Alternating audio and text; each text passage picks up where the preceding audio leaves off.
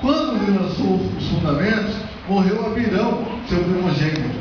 Quando ele pôs as portas, morreu Segube, seu último, segundo a palavra do Senhor, que falaram por intermédio de Josué, filho de Nun. Amém? Coloca a mão sobre a sua vida, ou sobre o seu coração, feche seus olhos.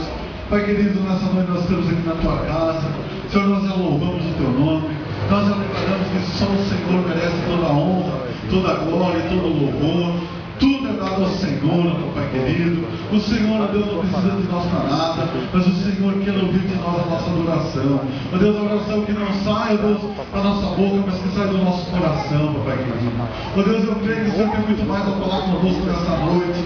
Deus, derrama, Senhor, a tua unção, derrama, Senhor, do teu poder neste lugar. Ó Deus, e traz um renovo para nossas vidas, traz um renovo para a tua igreja nessa noite. Deus, em nome de Jesus, Senhor, que nós possamos ter, ó Deus, a postura de um vencedor em nome de Jesus. Amém? Amém.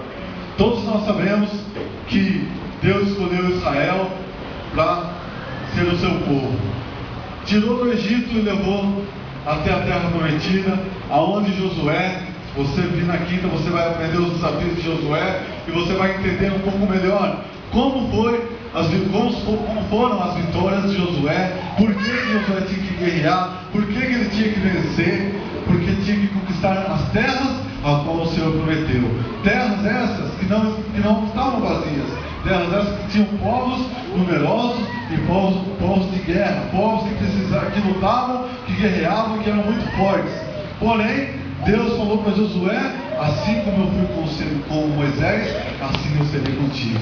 Assim eu serei com esse povo, até eles receberem a terra que eu prometi. Quando eles entraram na terra, o povo, morreu Josué, o povo começou a ficar meio sem líder, sem uma liderança. Qualquer coisa, uma igreja sem liderança não prospera, uma empresa sem liderança não prospera, nada vai para frente se não tiver uma liderança, se não tiver uma liderança eficaz. Foi o tempo de Juízes, e quando levantava um juiz, livrava os israelitas, dava vitória, mas quando esse juiz morria, não ficava ninguém.